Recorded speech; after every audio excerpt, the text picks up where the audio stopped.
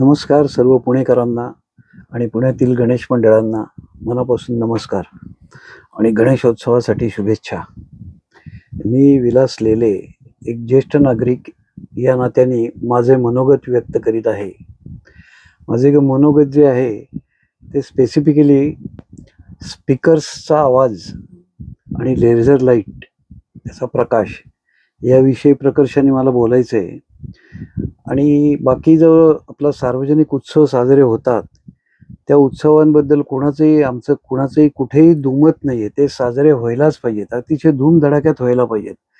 फक्त म्हणणं एवढंच आहे, की स्पीकर्सच्या आवाजाच्या मर्यादा पाळा आणि दुर्दैवाने आज त्या कुठेही पाळल्या जात नाहीयेत. म्हणजे इतका कर्णकर्कश आवाज असतो, की आता माझी तर बायपास सर्जरी झाली आहे. मला घरात राहूच शकत नाही मी, त्या आवाजाच्या धसक्यामुळे. तर मला मंडळाच्या सर्व कार्यकर्त्यांना विनंती करायची आणि असं विचारायचंय, की या अवाढव्य कर्णकर्कश आवाजातून आपण नक्की काय साध्य करतोय? कुठलं धार्मिक पावित्र्य आपण जपतोय? कुठले आपण रूढी, रिवाज, परंपरा जपतोय? जागतिक कीर्तीचा गणेशोत्सव आपण मनवतोय. पण या कर्णकर्कश आवाजामुळे त्या जागतिक कीर्तीला गालबोट लागते. याचं भानही थोडं सार्वजनिक मंडळांनी ठेवावं असं मला वाटतंय.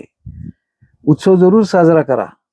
बाकी सर्व अडचणी सामान्य नागरिक, माझ्यासारखे ज्येष्ठ नागरिक शांतपणे सहन करीत असतात. हे उदाहरणार्थ वाहतूक कोंडी, काही पर्याय नाही तरी आपण सगळं शांतपणे सहन करतो. पण हा आवाज निसर्गाच्या सगळ्या प्रक्रियेमुळे सहन करणं अशक्य आहे. आणि त्यातून मला वारंवार प्रश्न पडतो, की आपण नक्की साध्य काय करतोय?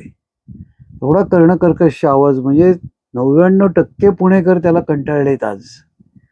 म्हणून नाईलाजाने याविषयी बोलावं लागतंय. असे बाकी माझं कुठल्याही मंडळाविरुद्ध कुठलाही काहीही आक्षेप नाही.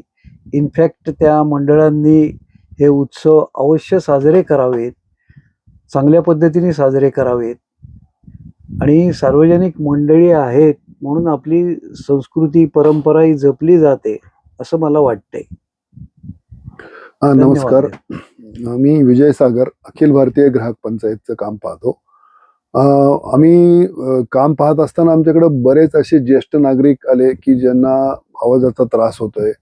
त्यानंतर काही दुकानदार आले, त्यांच्या दुकानाचा व्यवसायाचा प्रॉब्लेम होता. त्यानंतर काही हातावर पोट असणारे कामगार आले, त्यांची दुकानं बंद ठेवल्यामुळं 2-2 दिवस मिरवणुकीत किंवा इतर ठिकाणी त्यांना प्रॉब्लेम होते. आणि विविध जे काही फक्त गणपतीच असं नाही, विविध आपले उत्सव, त्यात हिंदू, मुस्लिम, ख्रिश्चन या सगळ्यांचे उत्सव. त्यानंतर एखाद्या सोसायटीच्या शेजारी बार आहे, पब आहेत, त्यांचे प्रॉब्लेम्स, सोसायट्यांच्या मधील चालणारे वेगवेगळे कार्यक्रम्स, तिथला पण आवाज, असे बरेच लोक आमच्याकडे ग्राहक पंचायतीकडे आले. त्यामुळे आम्ही ग्राहक पंचायत तर्फे एक जनहित याचिका 2023 साली दाखल केली होती आणि त्याचा निकाल 2024 साली लागला होता. आणि त्यातमध्ये प्रशासनाकडून, पोलिसांकडून सांगण्यात आलं, की आम्ही पालन करतोय, कारण 50 डेसिबलच्या वर आवाज जाऊ नये असं महाराष्ट्र प्रदूषण मंडळ आहे आणि त्याचे नियम आहेत आपल्याकडे 2000 साली पास केलेले. तर त्यानुसार सगळं व्हावं असं होतं, परंतु तसं होत नाहीये. आणि जेव्हा निकाल लागला किंवा तिथं सांगितलं गेलं, शपथपत्र दिलं गेलं पोलिसांकडनं आणि शासनाकडनं, की आम्ही हे सगळं पालन करू म्हणून. पण मागच्या वर्षी जेव्हा आम्ही पाहिलं, मागच्या वर्षी 100 डेसिबल पर्यंत आवाज गेला होता. आणि बऱ्याच लोकांनी आमच्याकडे तक्रार केली, की हे पोलीस आणि प्रशासन काही करत नाही, तुम्ही काहीतरी करा. मग आम्ही रिपोर्ट घेतला महाराष्ट्र प्रदूषण मंडळाचा, साधारण 400-450 पानाचा रिपोर्ट आहे. तर त्यातमध्ये 100 डेसिबल रेकॉर्ड केलेलं आहे. आणि मागच्या वर्षी काही विद्यार्थी, 300-350 विद्यार्थी त्यांनी वेगवेगळ्या चौकांमध्ये ठेवले आणि पाहिलं. त्यामुळे हे फार भयानक परिस्थिती झाली आहे, की उत्सव आणि सण साजरा करायला कोणाचीच दुमत नाहीये. झालंच पाहिजे. सगळे सण, सगळे उत्सव हे व्हायलाच पाहिजेत, परंतु लिमिट ठेवून, दुसऱ्याला त्रास होईल असं नाही. आपल्या शेजारी शाळा आहेत, कॉलेज आहेत, हॉस्पिटल्स आहेत, म्हातारी माणसं आहेत घरात, कारण पुण्यात आता वयस्कर माणसं भरपूर आहेत. तर त्यांना जो त्रास होतोय, तो त्रासाला कोण जबाबदार आहे? आपण त्याला ट्रॅफिकमध्ये जसं त्रास सहन करतोय तसाच, पण हा मॅनमेड त्रास आहे. म्हणजे जास्त आवाज आणि काहीच मिळत नाही. उलट जी कार्यकर्ती मंडळी आहेत त्यांना देखील त्रास होतोय त्याचा.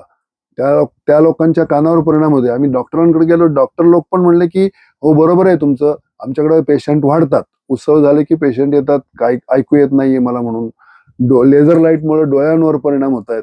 त्यामुळे आम्ही ह्या वेळेला ठरवलं की आता आपण बास झालं, जास्त हे होत नाही, पोलीस प्रशासन ऐकत नाही, तर पोलिसांवरतीच आपण कारवाई करण्यासाठी कोर्टाला सांगू. कारण हा कोर्टाचा अवमान आहे. त्यामुळं कोर्टाचा अवमान होतोय म्हणून आम्ही सर्व संस्था, त्यात अखिल भारतीय ग्राहक पंचायत आहे, भारतीय मजदूर संघ आहे, पुणे जिल्हा व्यापारी असोसिएशन आहे, त्यानंतर जिल्हा हाऊसिंग फेडरेशन आहे, काही सोसायटी आहेत, ज्येष्ठ नागरिक आहे, सर्वांनी मिळून कोर्टामध्ये आता कंटेम्प्ट फाईल केलेला आहे हा.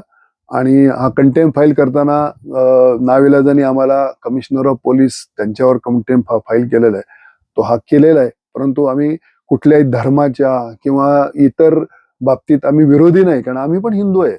परंतु लिमिट ठेवून लोकांना आनंद मिळावा त्या धर्माचा किंवा उत्सवाचा, अशा दृष्टीने आपल्याला एक चांगलं पुण्याचं वैभव परत आणलं पाहिजे असं मला वाटतं. नमस्कार. एक शब्द बोलायचं जरा, मला असं सांगायचं आहे की दरवर्षी याविषयी मोठ्या मिटिंगा होतात. सर्व राजकीय नेते, सर्व प्रशासकीय अधिकारी, पोलीस अधिकारी नुसत्या घोषणा करतात, आश्वासनं देतात. प्रत्यक्ष कृती किंवा परिस्थितीत बदल कधीच होत नाही. याचा आता फार कंटाळा आला आणि असंही असा त्रास होत चाललेला आहे. म्हणून माझी या सर्व मंडळांना, वरिष्ठ पोलीस अधिकाऱ्यांना, प्रशासनाला नम्र विनंती आहे की या विषयाकडे गांभीर्याने बघा आणि सामान्य जनतेची जे काय यातना आहेत किंवा जो काय त्रास आहे तो थांबवा.